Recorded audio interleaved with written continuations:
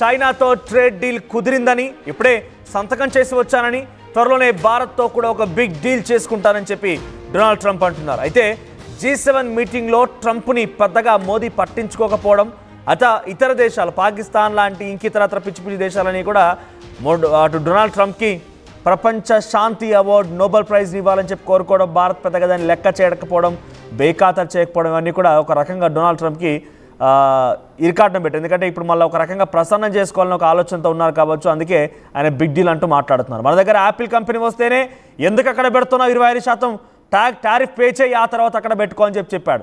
Samsung కంపెనీకి warning ఇచ్చాడు. అసలు ఈ రకంగా వ్యాఖ్యానించినటువంటి డొనాల్డ్ ట్రంప్కి ఒక్కసారిగా ఏం మారిందో, మళ్ళీ ఆ తలలో ఏం తిరిగిందో కానీ భారత్తో బిగ్ డీల్ సిద్ధమవుతున్నానట్టుగా చెప్పుకొచ్చారు. పాక్తో యుద్ధానికి ట్రేడ్ డీల్కు లింక్ పెట్టడం పైన భారత్ కూడా ఆగ్రహం వ్యక్తం చేస్తోంది. అయితే చైనా రష్యాకి భారత్ దగ్గర అవుతుండడంతో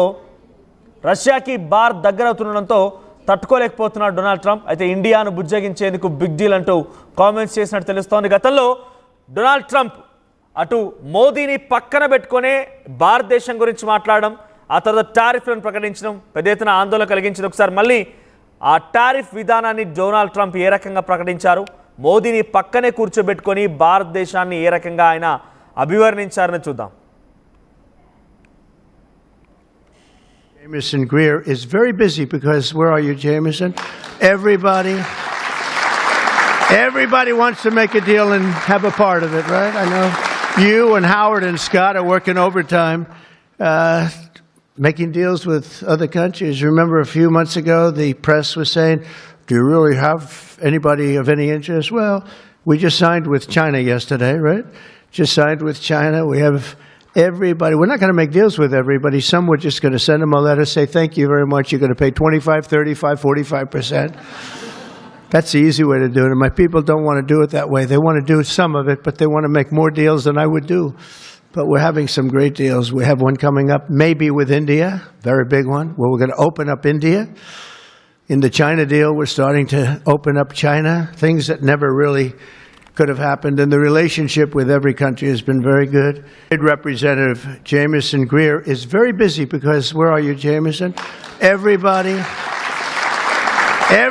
wants to make a deal and విన్నారు కదా, అమెరికాతో అందరూ కూడా ఒప్పందం కుదుర్చుకోవాలనుకుంటారు, కానీ అందరికీ సాధ్యం కాదు. గతంలోనే చైనాతో నేను టారిఫ్ రేట్లు పెంచిన తర్వాత ఇద్దరి మధ్య సత్సంబంధాలు కుదిరాయి, చైనాతో డీల్ సంతకం చేశాను, త్వరలోనే ఇండియాతో కూడా maybe with India to a big deal అంటున్నారు ఆయన.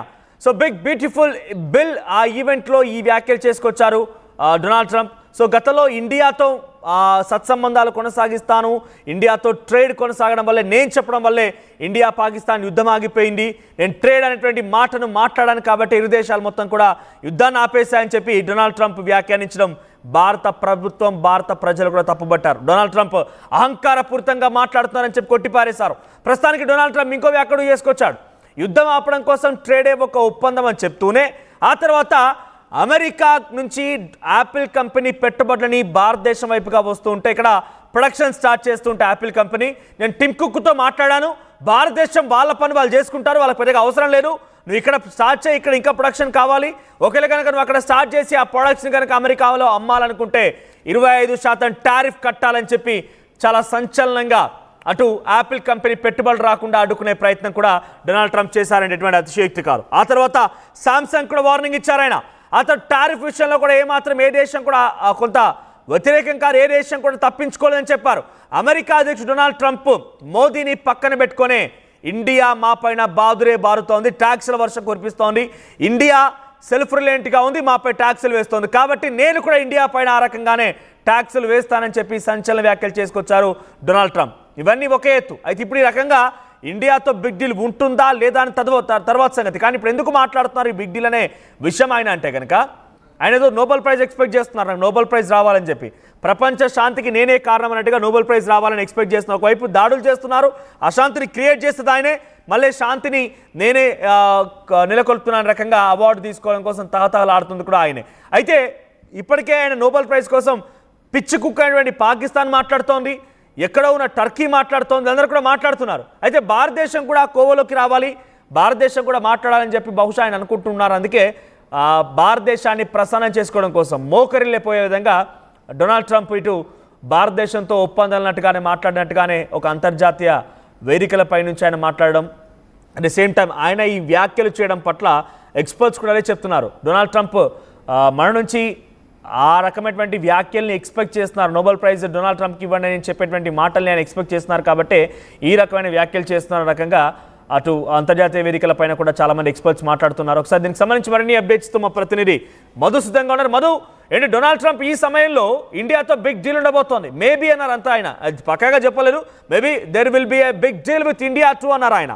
సో అన్ని దేశాలు మాతో డీల్ చేసుకోవాలని, ఒప్పందం కుదుర్చుకోవాలని కోసం తహతహలాడుతూ ఉంటాయి, కానీ మేము మాత్రం కొన్ని దేశాలకు అవకాశం ఇస్తామనేటువంటి వ్యాఖ్యలు మాట్లాడుతూ ఆయన చైనాతో ఒక రకమైన కోల్డ్ వార్కి ఒక డీల్తో ఒప్పందాన్ని కుదుర్చుకొని ముగింపు పలికారు. ఇప్పుడు భారత్తో ఒప్పందం పైన ఎలా చూడాలి, ఆ వ్యాఖ్యల పరిగణలోకి తీసుకోవాలి?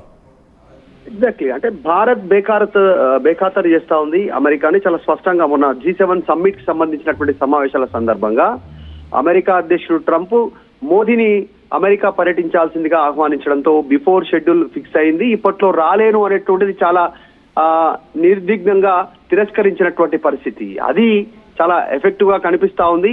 అంటే అమెరికా నుంచి ఎవరికి ఆహ్వానం అందినా మిగతా కార్యక్రమాలు క్యాన్సిల్ చేసుకొని అమెరికాలో పర్యటించేటువంటి సిచ్యువేషన్ సంస్కృతి గతంలో వేరే దేశాల్లో చూస్తాం. కానీ అమెరికా అధ్యక్షుడే స్వయంగా 30 నిమిషాలకు పైగా నరేంద్ర మోదీతో ఫోన్ లో మాట్లాడి అమెరికా రావాల్సిన ఆహ్వానించినా కూడా తిరస్కరించడంతో భారత్ కాస్త నిక్కచ్చి వైఖరితో ముందుకు వెళ్తా ఉందనేటువంటిది స్పష్టమవుతుంది. ఎందుకంటే అమెరికా ఈ రోజు పెద్దన్న పాత్ర పోషించే ప్రయత్నం చేస్తా ఉన్నా మెజారిటీ దేశాలు భారత్ ని ఇష్టపడతా ఉన్నాయి. భారత్ తీసుకున్నటువంటి చర్యలపైన కానీ భారత్ అనుసరిస్తున్నటువంటి వ్యవహారాలపైన ఇతర దేశాలు ఇంట్రెస్ట్ గా ఉన్నాయి. ఎగ్జాంపుల్ తీసుకుంటే మనకి ఇప్పుడు మిగతా దేశాలు, ఇప్పుడు రష్యా అమెరికాను వ్యతిరేకించిన భారత్ ని సపోర్ట్ చేస్తుంది మొదటి నుంచి కూడా. తర్వాత ఇప్పుడు ఇజ్రాయెల్ లాంటి దేశాలైతే సత్సంబంధాలు మన దేశానికి చాలా ఎక్కువగా ఉన్నాయి. ఇలా అనేక దేశాలు, చిన్న వెనిజులా లాంటి దేశాలతో కూడా భారత్ సత్సంబంధాలు కొనసాగిస్తున్నటువంటి పరిస్థితి. కేవలం మన దేశంలో ఒక చిన్న నియోజకవర్గం, ఒక చిన్న జిల్లా లాంటి దేశాలతో కూడా భారత్ సత్సంబంధాలు కొనసాగిస్తుందంటే దౌత్యపరంగా భారత్ అంత స్ట్రాంగ్ గా ఉంది అనేటువంటిది అమెరికా గుర్తించడంతో, దానికి తోడు పొటెన్షియల్ జనాభా పరంగా పొటెన్షియల్ 140 కోట్లకు పైగా వినియోగదారులు ఉన్నటువంటి భారత్ అమెరికా తిరస్కరించిన ట్రేడ్ డీల్ తో ఇలా పన్నుల రూపంలో ఇంకా ఎక్కువ రూపంలో మనల్ని ఇబ్బంది పెట్టాలనే ప్రయత్నం చేసిన ఇతర దేశాలతో సత్సంబంధాలతో మనం ఆ వ్యాపారాన్ని నెరపగలిగేటువంటి శక్తి సామర్థ్యాలు భారత్ కు ఉన్నాయి ఈ రోజు దౌత్యపరంగా. కాబట్టి కాస్త తగ్గినట్టుగా కనిపిస్తా ఉంది.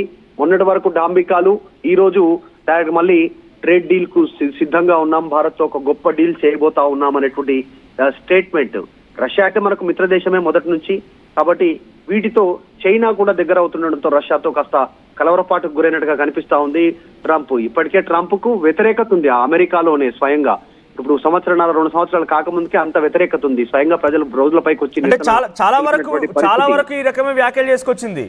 గతంలో రష్యాతో సత్సంబంధాలు కొనసాగించిన, రష్యాతో S-500 యొక్క నిర్మాణం కలగలిసి చేద్దాం, ఇద్దరం యొక్క మ్యూచువల్ వెంచర్ లాగా దీన్ని ప్రారంభిద్దామని చెప్పి రష్యాతో జరిగిన డీల్లో కానివ్వండి, రష్యాతో జరిగిన చర్చలో కానివ్వండి, పదే మీరు రష్యాతో భేటీ అవుతున్నారు. అట్ ద సేమ్ టైం మాకు వ్యతిరేకంగా ఎవరైతే డాలర్ యొక్క విలువను తగ్గించాలని చెప్పి కొన్ని దేశాలు ఏకమవుతున్నాయో వారందరితో మీరు కూడా కలగలిసిపోతున్నారు అని చెప్పి పదే వ్యాఖ్యలు చేస్తూ అటు డొనాల్డ్ ట్రంప్ రెచ్చిపోవడమే కాకుండా అక్కడి ప్రతినిధుల నుంచి, వైట్ హౌస్ నుంచి కూడా చాలా ప్రకటనలు వచ్చాయి.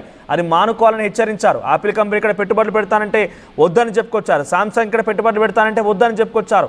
టారిఫ్ రేట్లను పెంచేశారు. భారత్ ఏం వ్యతిరేకం కాదు, భారత్ కూడా పెద్దగా మనం ప్రియారిటీ ఇవ్వాల్సిన అవసరం లేదు, అన్ని దేశాలలాగే భారత్ అంటూ కూడా భారత్ పైన కూడా మాట్లాడుకొచ్చారు. ఇప్పుడు ఉన్న పలంగా ఏం జరిగి ఉంటుంది? డొనాల్డ్ ట్రంప్ ఈ రకంగా భారత్ పైన డీల్తో సిద్ధంగా ఉన్నాను, డీల్ అంటే ఒక రకంగా ఆయన డీల్ కనుక ఇప్పుడు యాక్సెప్ట్ చేసినా కూడా బహుశా ఇండియా పాకిస్తాన్ యుద్ధానికి ముగింపు డీలే, ఒక డీల్ చేస్తానని చెప్పడం వల్ల ముగింపు పలకారనేటువంటి ఆయన మాటల్ని నిజం చేసినట్టే అవుతుందా? బహుశా అందుకే ఆయన తహతహలాడుతున్నారా? లేదు, అదే మోదీని ఆహ్వానించిన ఆహ్వానాన్ని తిరస్కరించడం అనేటువంటి దానిపైన కూడా అమెరికా ఆలోచించే అవకాశం ఉంటుంది. తిరస్కారానికి గల కారణాలంటే ఇందాక చెప్పుకున్నట్టే జనరల్ గా అగ్రదేశం అనుకున్నటువంటి ప్రచారంలో ఉన్నటువంటి అమెరికా పిలుపును తిరస్కరించడం అనేటువంటిది కాస్త వ్యూహాత్మకంగా ఇంకా ఇతర ప్రత్యామ్నాయాలు వెతుక్కోవడమే. అమెరికా ఇట్లా వాణిజ్యపరమైనటువంటి డీల్స్, ఒకవేళ ట్రేడ్ డీల్స్ తో ఇబ్బంది పెట్టే ప్రయత్నం చేస్తే ప్రత్యామ్నాయాల వైపు భారత్ పయనిస్తోంది. ఇతర దేశాలతో సత్సంబంధాలు, వ్యాపార సంబంధాలు, ఒప్పందాలు. సో రేపు ఫ్యూచర్ లో ఇప్పుడు కొద్దిగా స్టార్టింగ్ లో ఇబ్బంది అయినా భవిష్యత్తులో అలాంటి ఇబ్బంది లేకుండా వ్యూహాత్మకంగా భారత్ ముందుకు పోయే అవకాశం ఉంది. దానికి తలొగ్గి అమెరికా ట్రేడ్ డీల్కి వచ్చినట్టుగా కూడా మనం భావించాల్సి ఉంటుంది. దాంతో పాటు పదే పదే పిఓకే అంశంలో, మొన్న జరిగినటువంటి ఆపరేషన్ సింధూర్ విషయంలో ఇన్వాల్వ్ అయ్యే ప్రయత్నం, బలవంతంగా సొంతంగా ఇన్వాల్వ్ అయ్యే ప్రయత్నం అమెరికా చేసింది. భారత్ ఆహ్వానించలేదనేటువంటిది క్లారిటీ ఇచ్చారు. మొన్న ప్రధాని మోదీ కూడా క్లారిటీ ఇచ్చారు. భారత్ పాకిస్తాన్ మధ్యలో ఉన్న ఉద్రిక్తతల్లో ఎవరి ఇన్వాల్వ్మెంట్ లేదనేటువంటిది ప్రధాని హోదాలో కూడా చెప్పారు. అంతకుముందుకు రక్షణ శాఖ, అంతకుముందుకు